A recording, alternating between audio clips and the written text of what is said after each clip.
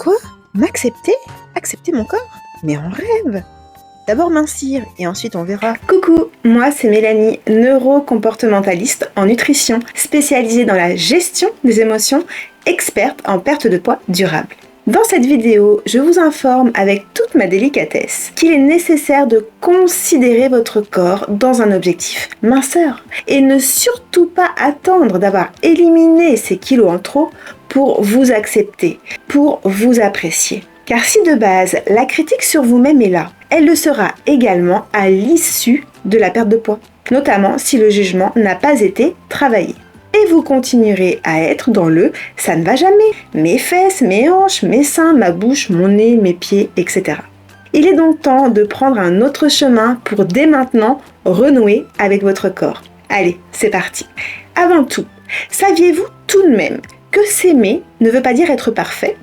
Que s'accepter ne veut pas dire ne rien faire, subir, abandonner ?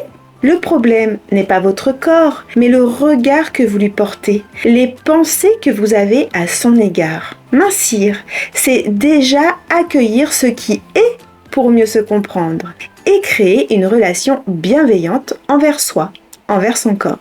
Avant d'être esthétique, le corps est avant tout fonctionnel. Et si vous regardiez tout ce qui vous permet de faire au quotidien, le remerciez-vous d'ailleurs? Non, parce que c'est quand même lui qui assure votre vivant.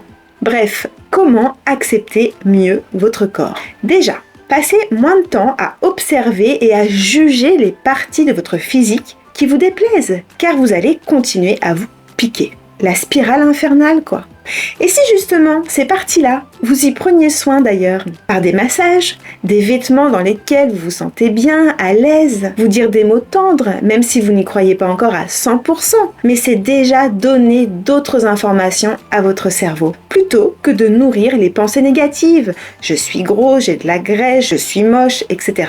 Deuxième chose, apprenez à être reconnaissant pour tout ce que votre corps vous permet de faire. Choyez-le pour vous sentir mieux, aussi bien pour votre bien-être corporel et mental aussi.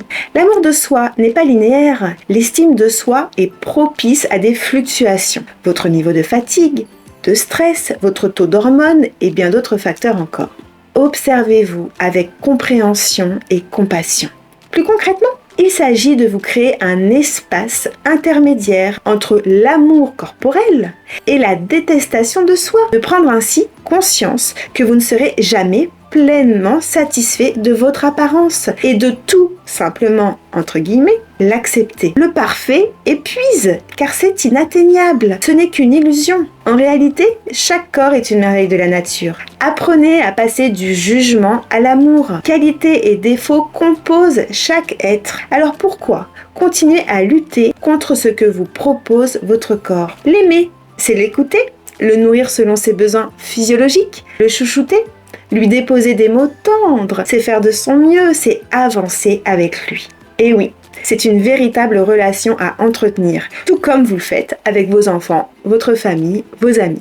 Et pour ça, je vous propose de vous accompagner pour travailler, entre autres, la perception que vous avez de vous-même. Autrement dit, travailler le jugement. Et vous, que faites-vous pour vous sentir bien dans votre corps? Partagez-moi vos astuces en commentaire. Et je vous dis à très bientôt dans la prochaine vidéo.